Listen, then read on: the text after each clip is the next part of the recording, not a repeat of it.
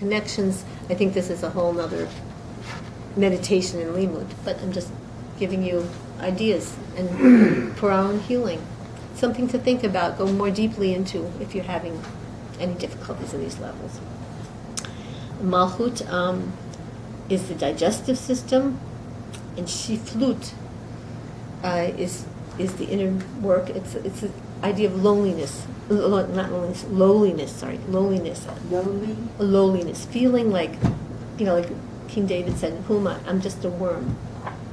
That's King David said that, right? So, Rabbi Ginsburg talks about this in his book, Body, Mind, and Soul, and he says that, just to be aware, like when, the fact that we have to do all these basic things, like, even when we're, we have to excrete, that really brings you to loneliness. When you think you have all these ideal thoughts, and then you just like have to deal with your basic self, that puts you back into place. Are you talking about self-esteem or self-worth? No, this doesn't mean having. This is not negative. When you have true shiflut, you really have malchut. King David was a king, but he. I love the midrash of when his psalm. He says, "Hashem ro'ei lo aksar." God is my shepherd; I will not lack. And he was actually eating grass. At that time, he was brought to the level of eating grass. He was running from Shaul, who was trying to kill him, and he was hiding. And it was like he was like down to the level of like another like a sheep eating grass. He said, "Hashem ro'ei lo aksar." That's shiflut, and he was a king. So if we have true shiflut of Humility?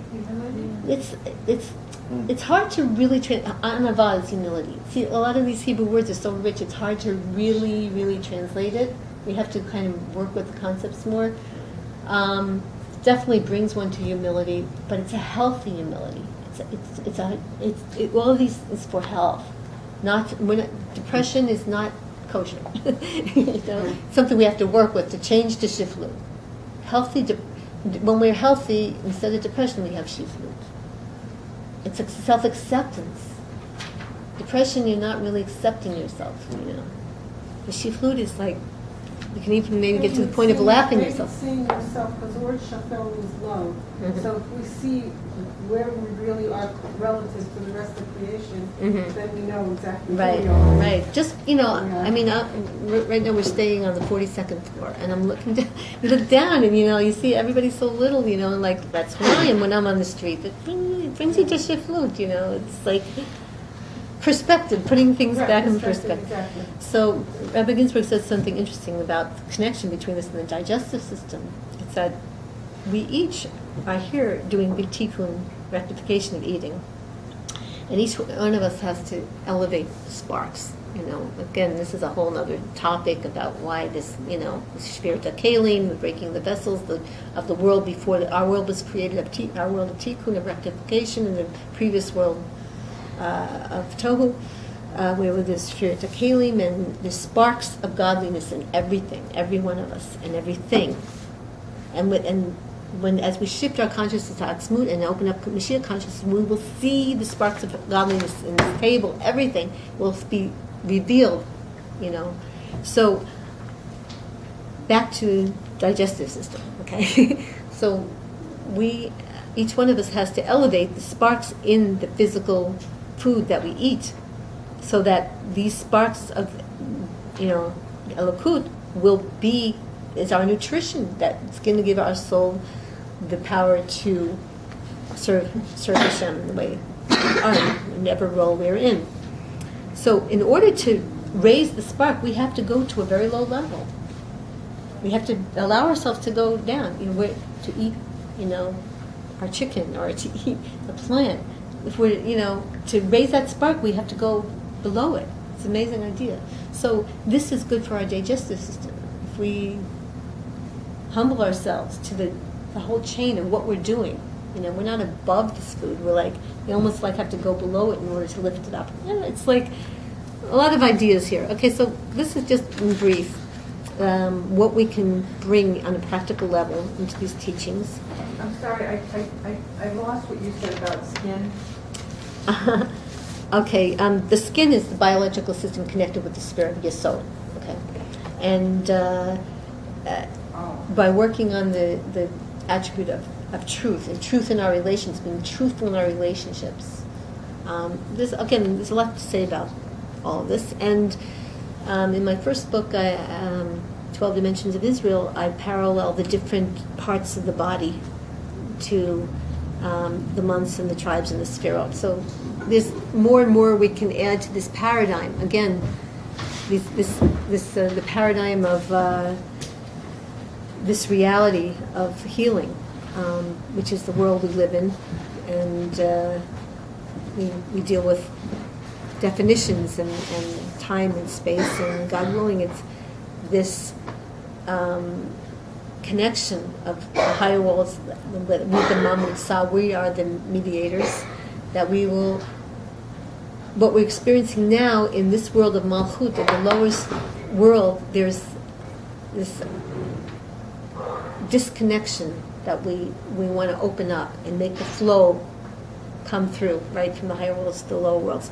And this is when things have to kind of click in there, where like this whole sinor, this whole channel of Seder Hishtalshalut is going to come into completion in revelation in our world. And that's really, by learning and healing, we're going to, God willing, make the final click in, have it click in, so that we will all be enjoying a whole new year of newness, revelation, health, happiness, brachot, blessings. So thank you for sharing.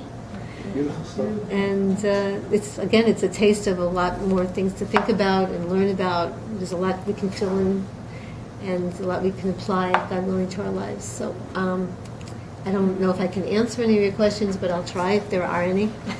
Stacy? Oh, Devorah? I'm sorry. You could say the question.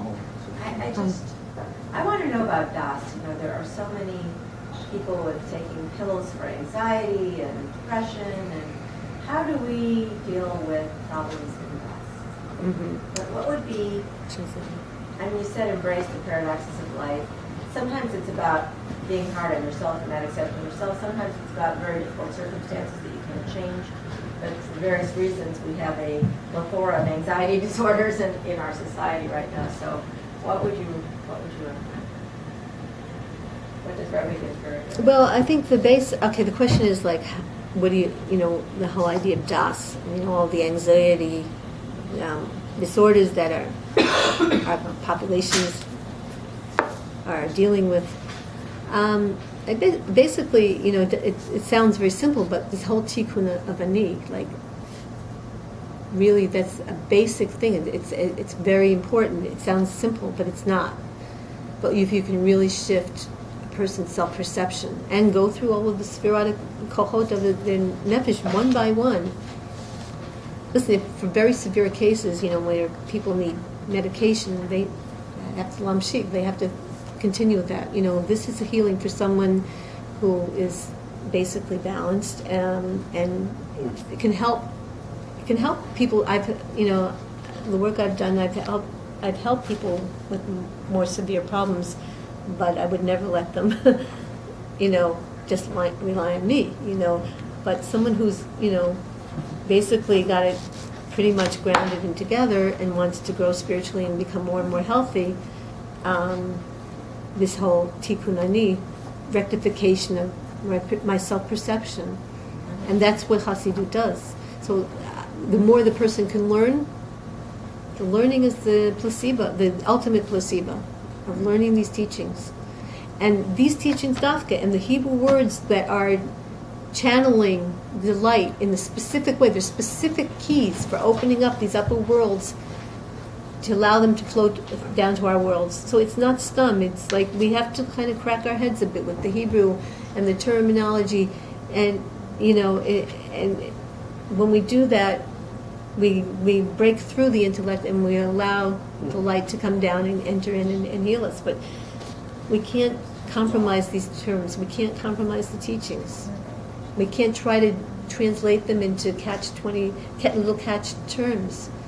it's a leeward. It's work, but thank God we were given brains. And how much do we use them for? There's so much other things to use them for in this world. Haval, And 1 second, I just want to say the Admor Hazakan, he said that he created specific times for learning. Why? So he could bring Ein Sof into Lazman, to bring the infinity into time. Down here we have to make certain order so that we create a vessel for the Ein Sof to come down into this world. So we have to discipline ourselves to, it's work. It's work. It's not, but that's, it's a wondrous work. It's a beautiful work. And the more a person can be turned on to that, more we can inspire each other to share these teachings, get together. What's greater than souls getting together and sharing these teachings? There's no greater ta'anug. Shabbat, sitting around and sharing these learnings. It's wonderful. Any other questions? I found it pretty shocking that you mentioned Rebbe Rashab. Because the Rebbe Rashab, no one really knows who he is, but in the Chabad world, obviously he's known, the Hasidic world is known, but he wrote a book which has the most contemporary practice of meditation that we know today.